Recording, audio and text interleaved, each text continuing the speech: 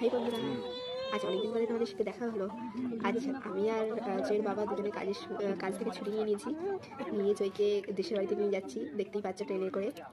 আর আমরা তো সাথে থাকে ওর মাসি, দাদা, দিদি সবাই।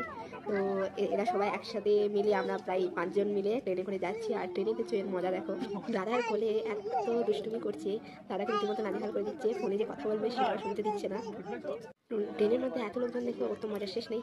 আর এদিকে ওর মাসি দেখো, মাসি মোবাইল ঘাটছে, আর ওর বাবাকে দেখো উপরে ঘুমাচ্ছে, দিদি তো ওয়াশরুম গেছে, আর আমি তো ওকে দেখতেই ব্যস্ত। দুষ্টু মাম্মা,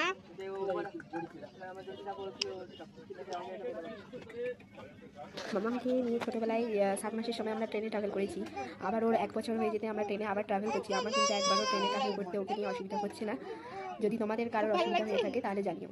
আর তোমরা শোনো, জয় তোমাদেরকে কিছু বলার চেষ্টা করছি যে ওর ট্রেনে যেতে কেমন লাগছে। এবারই তোমার শুরু হয়ে যাচ্ছে মামামের সাথে দুষ্টুমি করার। সোনাইয়ের দুষ্টুমির জন্য তোমাদেরকে ঠিক মতন করে দেখাতেই পারছি না।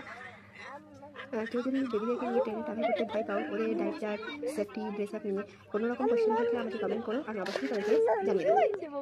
আমি ওই দুষ্টুমি আর ফোন দুটোকে একসাথে সামলাতে পারছি না। যাই হোক, আমরা বাড়ি যাচ্ছি, বাড়ি গিয়ে তোমাদের সাথে আবার দেখা হবে। আজকের মতন বাই বাই।